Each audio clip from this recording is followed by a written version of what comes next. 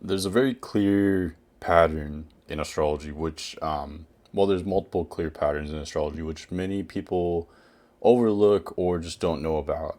And they're actually very useful for not only understanding the past, but also predicting the future. When you look at these outer planet cycles, they do have very clear patterns that can't be denied. Um, and history doesn't repeat itself, but it sure does rhyme. Okay, so one of these patterns is the Uranus cycle, and particularly it is tied to American history, American politics, American culture, and it's an 84-year cycle which we experience over and over. But because of our lifespans, we don't remember this. But fortunately, we can look at history and understand this and use it to project into the future. So it's 84 years because that's how long it takes Uranus to go around the sun one time. Or in other words, in astrology, it takes Uranus 84 years to go through all 12 signs.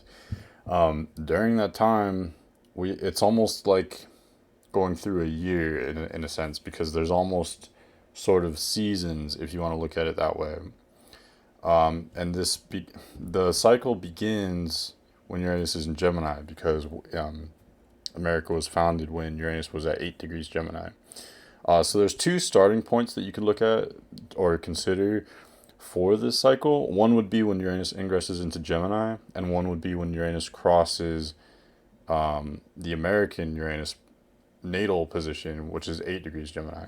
And for this video, the dates that I'm using, basically, I just use the date when Uranus ingresses into Gemini. Okay, so basically what this cycle is, I wrote a bunch of notes, so that's what I'm going to be looking at here.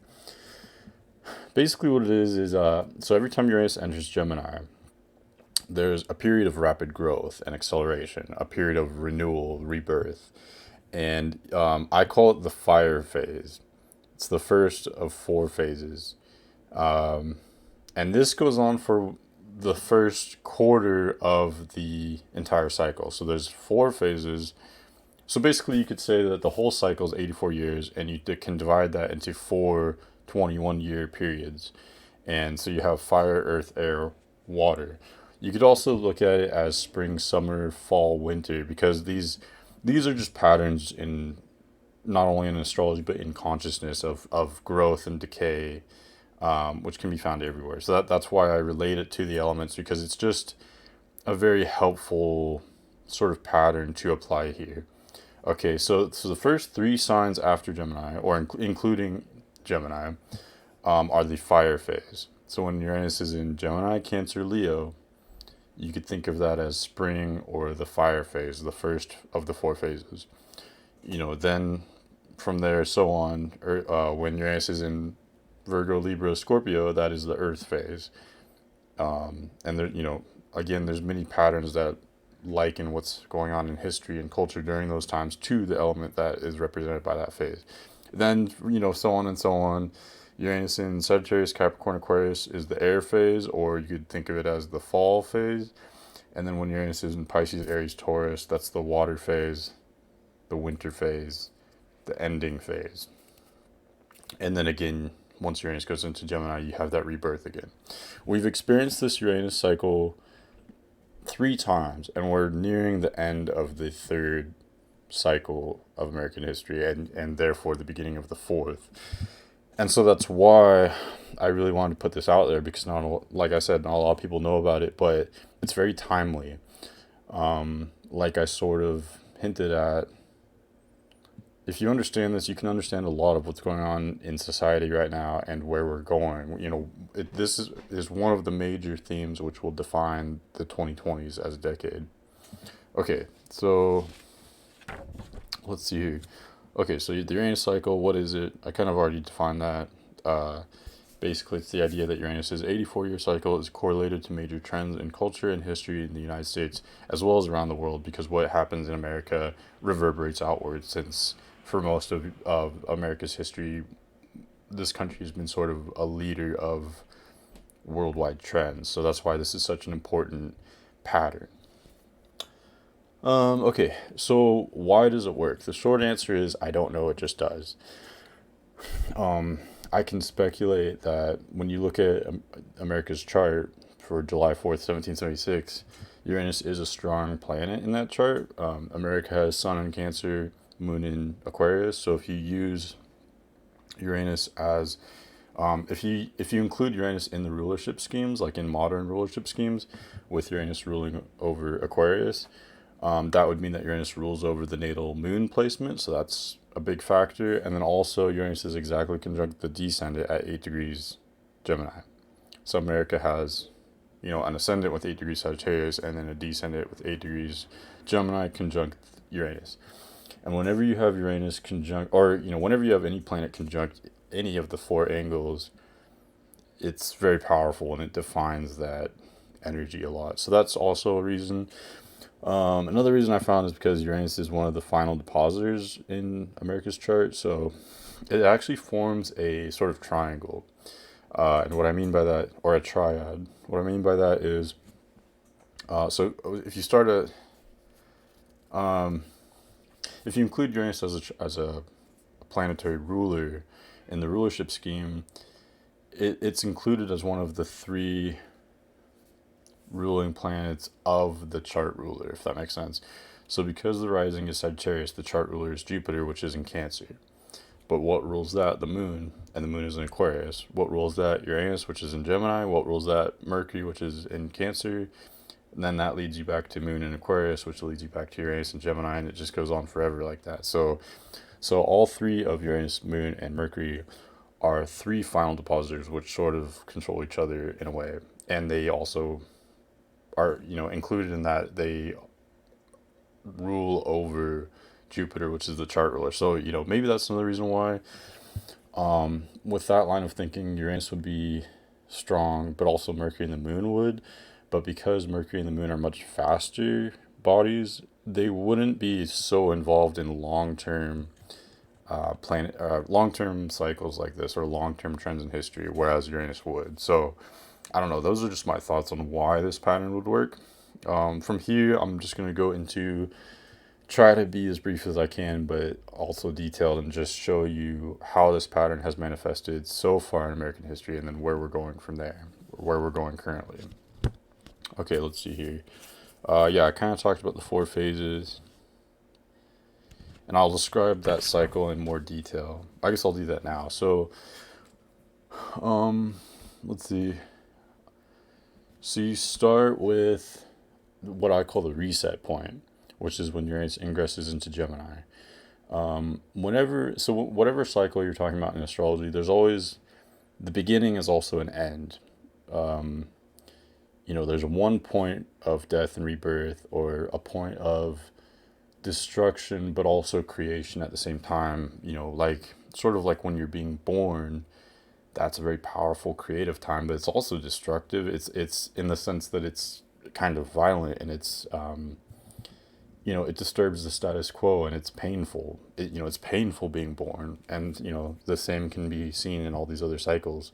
So it's what happens to society is they're confronted with a crisis, which brings everyone together. Everyone has to be united because their survival depends on it. And the shared trauma of whatever event happens at that time. So far, it's always been a major war. That's been one correlation to the reset point. But there's a crisis involving a war, which brings everyone together. And because of that, people become united as a culture, as a society. They have shared values and beliefs, and culture becomes tighter. The community becomes stronger. The nation becomes stronger. Institutions become more trusted, and most people are in the most people are accepted in society. And the outliers, who are, the freaks, or the people who aren't accepted in society, are more outcasted, because most people fit into the group. They fit into the consensus of society. And during that first 21 years, you have rapid growth, social conformity. I kind of said that already. Those are the main things: rapid growth in all aspects of society, as well as social conformity. And then again, those who are outcasted are not accepted because they don't fit in with the majority. After that, you have the Earth phase, 21 years when Uranus is in Virgo, Libra, Scorpio. 21 years where there's less the economic growth which started in the fire phase continues in the earth phase. There's time of great economic wealth. um, History is a little bit quieter in terms of like events, because there's always war during the fire phase that ends during the fire phase, so the earth phase is probably the most peaceful phase. um, there's still very strong identity, tight culture and community. There's more building of infrastructure, railroads, highways, whatever it is at the time. Certain technologies are thought of or invented, but not yet implemented usually. And then during the air phase, the 21 years where Uranus is in Sagittarius, Capricorn, Aquarius, that's where the technologies that were invented during the earth phase usually become implemented in the air phase. And that affects communication, um, travel. Usually it's communication and travel, transportation, and then that reverberates outward into many aspects of society. During the air phase, there's also a lot of expansion, like the fire phase. There's mass immigration, or within the country, there's people moving around a lot. Changes in the demographics of the country. And then during the air phase, that it's the beginning of the second half of the Uranus cycle, and people become more self-focused. They start thinking less about the group and more about themselves. So society begins to sort of start to fracture, where people become more associated with smaller groups rather than just the country as a whole, or rather than the community as a whole. And so it's a sort of trade-off, because the institutions and cultural norms become weaker. People are more rebellious. People wear, less. They just sort of rebel against whatever the cultural norms of the time are. So they wear different clothes. There's often movements like in feminism, or for people advocating for rights of those people who were previously disenfranchised or not accepted. So it's a good time for people who would normally be outcasted are more accepted by society, because the group or the consensus is weaker. There's not as much of a consensus. There's more individual focus, individual opinions, counterculture movement, stuff like that. So I called it social diversification here. And then after that is the water phase, which is the hardest phase. You could also think of it as the winter phase. Uranus in Pisces, Aries, Taurus, where, oh, I forgot to mention during the air phase, the economic prosperity which was maintained during the earth phase becomes very volatile in the air phase. So there's high highs, low lows. It becomes very volatile and unpredictable. So then in the water phase, that unpredictability usually leads to a crash, which leads to long-term poverty, which the poverty usually takes up most, if not all, of the 21 years of the water phase. And like I said, this is the hardest phase. Sometimes there is war, minor wars, just all kinds of problems, really. Like, that's kind of vague, but just general hard times, poverty. Again, people are still fracturing. Society's more fractured than, it's the most fractured during the water phase. So people don't trust the government. People don't trust institutions. There's corruption. You could kind of guess what part of the phase, what cycle we're in now, just by me saying that. But there's social splintering. Again, one of the plus sides of it is that individuals who were, less accepted by society are very accepted during the water phase, because again, there's no consensus. There's no the establishment, or whatever is considered normal is frowned upon, actually, and it's almost more, in a way, it's almost more acceptable to be unaccepted by society. If you're a freak or a weirdo or someone who wasn't accepted before, now you are accepted, and that's actually, the focus becomes more on empowering the individuals, and rebelling against social norms. So there's pros and cons to it, and I want to look at this neutrally, because there is a trade-off. There are advantages to having a strong, closely knit culture or society, but then the downside of disenfranchised individuals who don't fit the norm. And then there's also advantages and negative sides to, empowering the individuals, but not having those shared beliefs or values, or that strong sense of community. So yeah, okay, and then so 21 years of the water phase, and that ends in a crisis every time. Again, like I said, there's some kind of crisis which basically forces people to come together. Everything becomes so split up that the tension just reaches a boiling point, and there's often a fight about what the new consensus should be. And one consensus has to win. One paradigm, one worldview, one set of beliefs or values prevails, and the others don't. And then that becomes the new consensus, which leads into the new fire phase. Where again, people have the shared trauma of whatever the crisis is, whatever the war is, and there's a winner, and that becomes the new paradigm. And crisis brings people together. When you have the stress leading up to it for 20 or 40 years, that brings people apart. But when it gets so out of hand that it becomes a full-blown crisis, that brings people together. Okay, so, and then one pattern I noticed that's pretty clear so far. Like I said, we've experienced 3 reset points so far in American history, if you include the one in 1774, just before the Revolutionary War. And so far with each of those 3 patterns, a major war, and when I'm saying major, like a very major war, you'll see in a second when I go over this, but a major war starts within 3 years of Uranus going into Gemini. So it's a very clear pattern. War starts within 3 years of the Uranus into Gemini ingression and ends 4 to 10 years before Uranus goes into Virgo. And why that's significant is because Uranus going into Virgo marks the end of the fire phase and the beginning of the earth phase. So in other words, the war starts within 3 years of the beginning of the fire phase and ends 4 to 10 years before the end of the fire phase. So it occupies about half. The first half of the fire phase so far has always been preoccupied by a major war. And again, so you have that destruction, but also the rebirth and the accelerated growth. Okay, so I'll show you how that has happened in society, in history so far. And I just think this is interesting. I'll try to be kind of brief, but let's see here. Yeah, okay, I covered all that.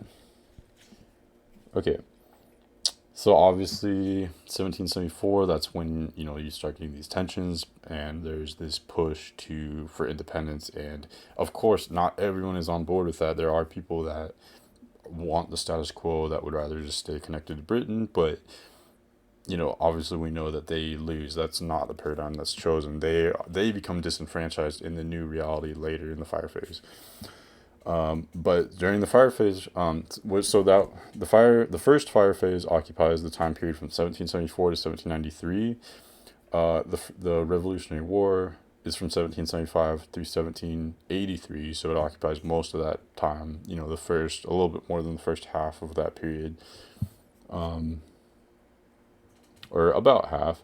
So again, you have the collective trauma of the Revolutionary War, that crisis, which everyone has to come together for the survival of their way of life, which that unifies the culture.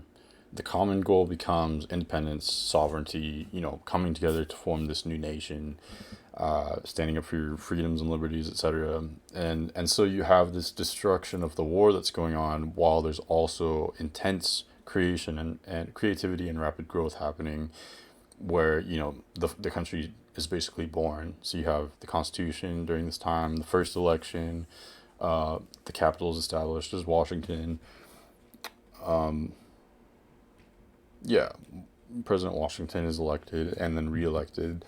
And then I just thought it was interesting. 1793 is the exact year when Uranus goes into Virgo, so that starts the Earth phase, the first Earth phase, and that is the exact year when the cotton gin is invented. And the cotton gin was a technology which, like slavery, had been becoming phased out basically at that time because it just wasn't economically viable. But the invention of the cotton gin made it much more economically viable or profitable for slavery to continue. And of course, later on, the second reset point is the Civil War, which of course is about slavery. So I just thought it was interesting that the invention of the cotton gin in 1793 is almost kind of a hint at what's to come later. Okay, so the first Earth phase is from 1793 to 1813, and major there's still major growth or rapid expansion, but the expansion is more physical. So it's financial and it's through land, the acquisition of land. So the Louisiana Purchase happens in 1803, so like exactly right in the middle of the first Earth phase. So the U.S. literally like doubles its land basically. Plus, there's a bunch of new states: Rhode Island, Vermont, Kentucky, Tennessee, Ohio, Louisiana. History is relatively more quiet. You don't have the Revolutionary War anymore, so there's not that destructive dynamic energy, but you have that physical expansion of the country. And then that is followed in the air phase when there's the more social expansion where people move out into those new areas and you know, society spreads. That's pretty much it. I also thought it was interesting during the Earth phase from 1793 to 1813, fashion becomes narrower, more strict, more traditional. And you see that in the Earth phases. In the air phase from 1813 to 1836, well, first of all, fashion becomes more loose and less traditional, more counterculture, you know, more individualistic, like slightly rebellious. So I just thought that was interesting, and that's a pattern which recurs later. The midpoint or the beginning of the air phase is marked by the War of 1812. So again, the midpoint is 1813. Air phase starts in 1813 when Uranus enters Sagittarius. And the War of 1812 is from 1812 to 1815, so it's like right around that midpoint. And it's not as major as the Revolutionary War or as the Civil War, which will be the next reset point, but it's just an interesting midpoint.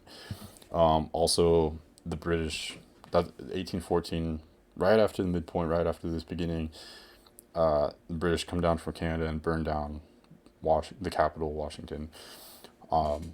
You know, so it's almost like an echo of the Revolutionary War in a way, just the way America experiences it. And it's, you know, it's not a super big game changer, but I just see it in this context sort of as an echo.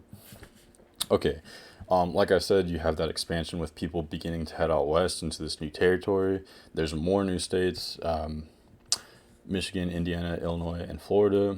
You have the first panic, which is like, you know, the first economic crash in American history in 1819. So you get that volatility in the economy. The first depression from 1819 to 1821, bankruptcies, unemployment. Also, the first industrial revolution happens in the 1820s, right at that time. And that's a pattern that I noticed during the air phase. There's sometimes short-lived periods of economic hardship, but there's also a lot of economic growth at the same time. So there's big winners, big losers, you know, intermittent periods of economic prosperity with economic hardship, you know, just a lot of volatility in that area. And that's common with air phases in general. There's just a lot of different stuff going on. I also thought it was funny that they used to be called panics and then now they're just called depressions. So it's like, it's almost like you can kind of see the mental state of the country if it had one. They used to be panics, but now they're just depressions. I just thought that was funny. You get new technologies. So again, some of these technologies that were thought of during the air phase become implemented in the air phase. You get photography, railroads, you know, like that land acquisition happened in the earth phase, but then during the air phase, now you have railroads being constructed with people moving around more. So it's just so fitting with this elemental pattern. More new technology, fashion becomes looser and less traditional for both men and women. You have the Oregon Trail really getting going during this time, and more cultural diversification, because this is the phase where people begin debating about slavery, about the ethics of it. And then when you have that, you know, if you're familiar with U.S. history, as the states are expanding, that's where you get these arguments over slavery, slave states versus non-slave states. So you have that division starting in society. Okay. The water phase starts in 1836 when Uranus goes into Pisces. So the first water phase is from 1836 to 1858. Right after this, after the beginning, you have the Panic of 1837, where again you have major depression, economic hardship, more tensions over slavery. It just uh, continues to get more divided country. The U.S. splits into two parties because the Republican Party forms in 1854. So sort of toward the end of this water phase, by the when the country's gearing up for what will become the Civil War. The Republican Party starts in 1854 as a sort of anti-slave party. That was sort of, so in a way it was almost a rebellious act, just the creation of the party itself. Yeah, so now you have this very divided country going into the water phase, dealing with economic hardship and tensions over slavery. Okay, yeah, and then by the time, like I said, by the time the Republican Party forms in 1854, you're really leading up to, that's the last 4 years of the water phase. So you're really leading up to that crisis point, which will be the reset point. So 1858 would be the reset point in this cycle, which is interesting because, oh, and then I should also mention 2 years later, you do have that Uranus return for America when Uranus reaches 8 degrees Gemini in 1860. The Civil War is from 1861 to 1865, so just after the reset point and the American Uranus return. Like I said, a major war happens within 3 years of Uranus going into Gemini. Okay, yeah, and then in this case, you have the Uranus return right before the Civil War. And like I said, these tensions were already there before, but they're just building up to a point. The boiling point happens in 1861 in this case. Yeah, and then again, like I said, I've said this multiple times, but this pattern repeats. You have the collective trauma, the clashing of paradigms. What should be the paradigm of the future? Will there be an independent South? Will there be slavery or not? There's these different viewpoints and values and beliefs about what the future should look like. What should society look like? And that's fought out in this case in a literal battle, where people come together, where the society was divided, and of course you have winners and losers, but there's a clear paradigm which becomes the new cultural norm, the new historical norm for American society. Yeah, and so the collective trauma brings people together. You know, you're most of the people are brought into this new paradigm, and if you're pro slaves, then you lost, and now you're one of the disenfranchised, individuals on the fringes of society. Okay. So the second fire phase is 1858 through 1877, and so again, the beginning of this is marked by a war. But again, there's breakthroughs in science. There's more growth in land, and then industrialization. I think it's the second wave of industrialization, but I could be wrong about that. Rise of white supremacist groups. So the counterculture, the few people that are on the outside of society that are not accepted are, they're that much less accepted basically. So they're that much more rebellious, but they're a minority. What else? Okay, and then you have the first Transcontinental Railroad. So that expansion. Earth phase 1877 to 1897. Again, you have narrower fashion, more traditional fashion for men and women. You have Thomas Edison and Alexander Bell inventing things, which of course again will become implemented later. Now you have the second industrial revolution. This is mercantilism and the height of the Gilded Age. So the profound economic success through basically free market capitalism. And then you also have American Reconstruction in the South. So, industrialization, building and improving the infrastructure of the U.S., reconstructing the South, and major economic success. So that's a huge Earth phase right there. Let's see. And then also Yellowstone National Park is established. So I just thought that was pretty fitting for an Earth phase. The second air phase, 1897 through 1920, is marked with Uranus in Sagittarius, Capricorn, Aquarius. So let's see here. So I thought it was interesting. You have a lot of contrast in the 1890s, which is sort of the transition from the Earth phase to the air phase. There's the Panic of 1893, so there's an economic crash. But I thought it was interesting. The 90s are called the gay 90s because they're a time of merriment and optimism. So you have that contrast going into the second air phase with economic devastation and economic crisis, but then also it's known for a happy time, to be a happy time. So there's that contrast there. There's the highs and the lows, and everything I said before. Um, Fashion becomes more liberal again. There's technology was invented where colors can be used more in fashion, so I just thought that was pretty interesting. Gilded Age continues, so again, there's generally economic success, but it's fluctuating. So there's a lot of profits, but also high crime and poverty. So again, you have that mixing of all these different societal aspects. Technology affects communication. So the communication and travel again. So there's the first flight, first radio, which were sort of built on inventions of people that were working during the Earth phase for the most part. At least with radio, usage of typewriter, mass production of the automobile.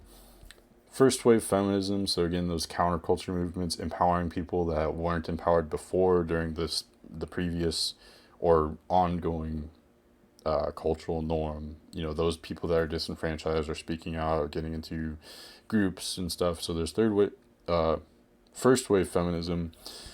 Lots of demographic dynamics changing. So you have mass immigration. So East Coast cities are growing. There's also people moving around within the country as well. World War One happens 1914 to 1918, so it fits pretty evenly at the end of the air phase, but it's really just a foreshadowing of the Second World War. It's not super significant, at least in this cycle. And of course, I should say that in this kind of astrology, there's of course other patterns happening as well that are concurrent to this pattern. This is just one very defining pattern, which has very obvious effects to it or correlations to it. But of course, you have to think about Pluto and Neptune and all this other stuff that's going on as well. Which maybe might have had more to do with World War One or other events. Or different phases being different ways. Because each reset point has a lot of parallels, but is also different, and that just depends on the other astrology going on. Yeah, so World War One is actually not very significant in this pattern, although, like I said, it does fit in kind of neatly in the very end of the air phase. So it brings you into the water phase. The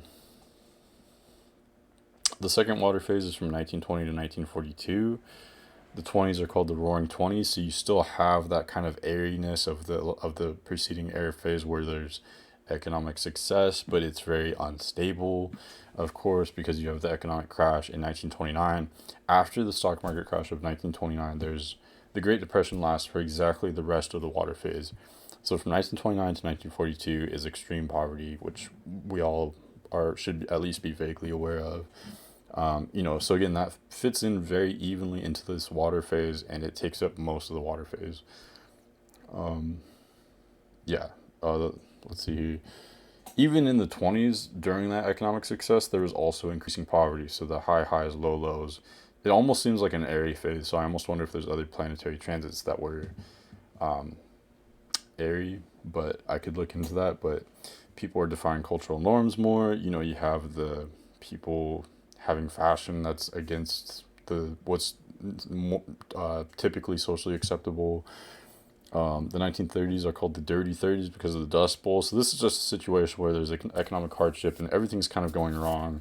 Again, one of the major pros to this time is that people that were disenfranchised before are empowered. So, you have feminism. There's also countercultures worldwide. So whereas there was a long period of very strong republicanism in American politics before this, during this water phase, you have liberalism, socialism, fascism spreading throughout the world, as well as the U.S. Not so much fascism, but liberalism and socialism. People not trusting the institutions, the establishment, the whatever was in power before is now not as trusted. Okay. So the water phase ends in 1942, and so 1942 is the third reset point. And 1942 is D-Day, so it's, pretty much right in the middle of World War II. World War II is from 1939 to 1945, so right centered around this reset point. So that's why this is a pretty obvious pattern, because basically the first reset point is the Revolutionary War, second one is the Civil War, third one is the World War II. So, so that's a pretty obvious example. Every 84 years, you've got Revolutionary War, Civil War, World War II. So that's just one aspect of the reset point, but it's usually manifested through a major war, like I said. Okay, so again, like I said, collective trauma, reunification of the culture, everyone has to unify against this evil, and so while society was totally splintered and fractured, everyone comes together to overcome this evil in the world and get through World War II. So the trauma brings everyone together. And so, of course, going forward, 1941, either 1941 or 1942.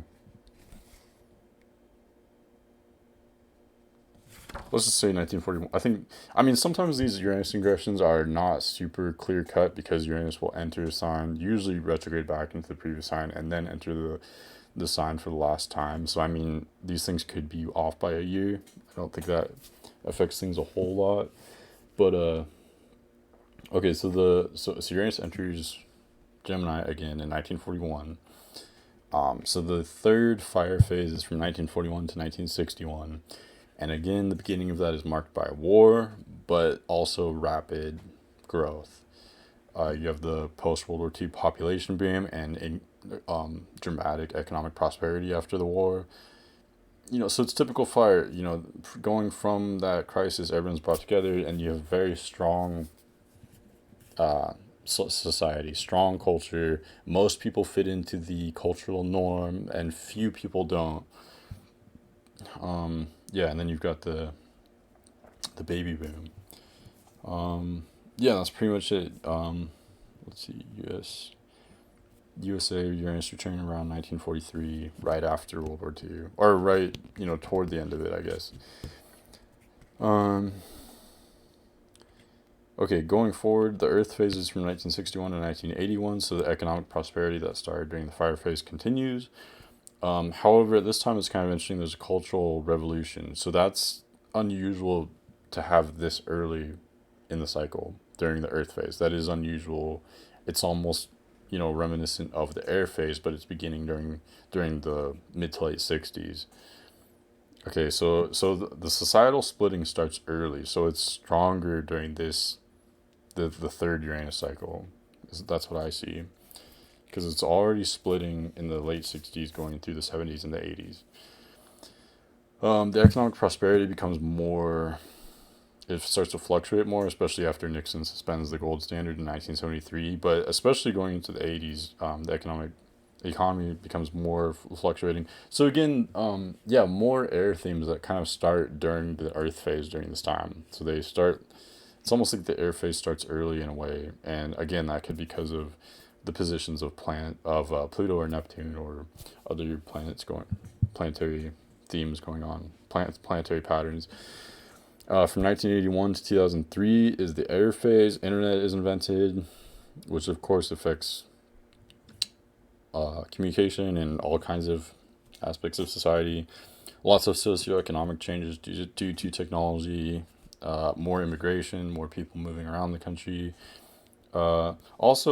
This expansion of the U.S. So the U.S. doesn't expand like physically, territorially during the air phase, but it does expand from 1981 to 2003 through international relations, through, getting into the business of other countries, getting involved in Eastern Europe, and especially the Middle East during this time. It's involved in the Middle East, which is about as far away from America as you could get, but the U.S. becomes, it does expand itself into foreign relations in many parts of the world during this time. Focus becomes more global. Globalization is really gearing up from 1981 to 2003. There's more population growth again, kind of like in the fire phase. Liberalization, third wave feminism, so more counterculture starting. And then And you could almost say that the third water phase sort of starts with, you kind of see it as starting with 9/11 in 2001, even though that's technically 2 years before the end of the air phase. You could also see it as really starting with the financial collapse of 2008. Okay, so technically the third water phase is from 2003 to 2026. And this is where it gets kind of interesting because this is more recent history and it's more what we're experiencing now and what we're about to experience. The water phase is from 2003 to 2026, so where the economy was just fluctuating and you had high highs and low lows in the 90s and, the dot-com bubble, which I think there's the crash in 2001, I think. So where it was just fluctuating a lot, that kind of comes to an end with the 2008 financial crisis, where you just have poverty again, biggest recession since the Depression. And of course, it's the first water phase since the Depression. So a lot of patterns from the 30s and 1929 through 1942 are coming up again during the period from 2003 to 2026. Society splitting more, people disagreeing. Again, you see the red states versus blue states, just like in the Civil War period, or the period leading up to the Civil War. So there's patterns from that period as well, because that was the 2 water phases ago. More mental health issues. So the internet is sort of invented, or computers are invented during the Earth phase. It's implemented and affects communication and other aspects of society during the air phase, but then during the water phase it really starts to affect people's mental health, and what was bringing people together during the air phase is now sort of bringing them apart in many ways, isolating people or dividing people during the water phase. So that's kind of just interesting because the water phase again is one of is the most difficult time. Let's see, economics sort of, I call it economic stagnation after 2008. People are the most skeptical of the government and other large organizations. So, we've done all this before. It's not new at all. And okay, that's pretty much all I wrote just for the notes of that period. And I guess I could say that things have changed a bit since 2016 with more economic fluctuation. So that's unusual for a water phase. Usually, it would, like during the Depression, it was just economic hardship for 10 plus years, from 1929 to 1942. So it is a little bit unusual, but it's fortunately it is defying the standard where we do have some economic prosperity, although it has been fleeting and may not be super substantial, but it has been volatile, almost reminiscent of an air phase during the past few years. The next reset point is 2026, when Uranus goes into Gemini, and that's why this is important, because when I'm making this video right now, it's 2020. So we're starting to wrap up the water phase, and the reset point could happen in multiple ways. I don't know the future. There are multiple futures. However, I could say that, as I mentioned earlier, just going off of the past 3 reset points, they've all been marked by a major war at some point. And just looking around the world right now at the tensions going on, there could be some kind of civil war, with America being so divided right now. There could also be some kind of international war, something involving China or the Middle East. It could be multiple things, really, and I did make a video saying that there wouldn't be a war, but if you listen to it, there is war now. It's just usually more indirect. It's more through mind control, economic manipulation, mental manipulation, weather control. It's more indirect now, but it could be direct. It's just usually more indirect. And again, the Revolutionary War, Civil War, and World War II are obviously similar because of all the trends that I just listed, but they're also different. And so this one will be very similar. There will be many parallels, but it will also have its own character. And, exactly what it's centered around, there are many hints of now, but it's impossible to say for sure. Okay, so judging off the last 3 reset points, a war is likely to begin between 2023 and 2029, and likely to end between 2035 and 2041. Okay, and I guess I could say this next fire phase would be from 2026 to 2040, 7. Yeah, something like that. 2025 or 2026 through 2045, 2046. Yeah, so let's see here. So I just wrote, after 2026, the US gains a new paradigm. This paradigm is new, but it's something that's already in the mix right now. Right now, we're experiencing still the splitting of America into these different paradigms, these different arguments over what the future should be, what society should be, what should be the societal norm. People are fighting about that now. At the reset point in 2026, during that, whatever that war is, whether it's a literal war or it's an indirect war, that the outcome of that war will decide what the new paradigm is. And then going into the fourth fire phase of American history, that new mainstream, agreement through in culture will be decided, and most people will fall into that. Okay. Yeah, so actually, I want to do more videos related to this in a way, because this is just one aspect that's happening in the 2020s. There's other ones as well that are like specifically impacting America's chart, American history. There's multiple other patterns which are all coinciding at this same time in the 2020s, which all point to this being an extreme time where there's this transformation, not just in this cycle, which obviously, as I've covered, is a major one, a big one, but there's other ones happening too, and I can talk about those as well. America's also experiencing its Pluto return and its Neptune opposition within just a couple of years of the Uranus return and Uranus going into Gemini. So all that. So this is going to be in some ways more intense than the Civil War or World War II. At least as intense, if not more intense. And it's just going to get more intense going forward. So that's why I wanted to put this information out there. Okay, let me just make sure I covered everything. I think that's pretty much it. The Uranus cycle is one of the reasons why I believe that the age of Aquarius, the marker that I put it at, because it's sort of like having a calendar. You could begin the calendar on different days. You could begin it on January 1st, or you could begin it on the first day of spring. That's kind of like the age of Aquarius. You can begin it on different markers depending on what you define the age of Aquarius as. I consider it beginning in 2026 or 2027 with the ingression of Uranus going into Gemini, because that, again, it's the fourth reset point where American history is restarted. And again, there's other patterns which are all coinciding, which make it that much more intense. Okay, yeah, I should wrap this up. I think I covered everything. Yeah,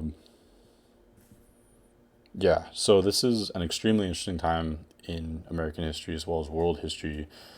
Pretty much we're at the end of a very, very large cycle, and that's why all these other smaller cycles, even though they're very large, like an 84-year cycle, and these 100 and multiple 100-year cycles are all coinciding. It's because we're at the end of a very, very large cycle, and everyone is basically showing up. Pretty much anyone who's incarnated on Earth is showing up now to see the final outcome, the final event, what's the word I'm thinking of? I can't remember, but everyone's seeing this final outcome, this final battle, to see the result of this huge multi-thousand-year-long cycle. So, in understanding the bigger picture, you need to understand these relatively smaller cycles, even though, of course, an 84-year cycle is a large one, but this is just one key component of what's going on right now, so that's why it's important. Okay, let me know if you have any questions, and I hope that was insightful. Again, I think it's really fundamental for understanding what's going on right now. Let me know if you have any questions. Let me know if you want me to cover anything else, and hope you enjoyed that. Okay, bye.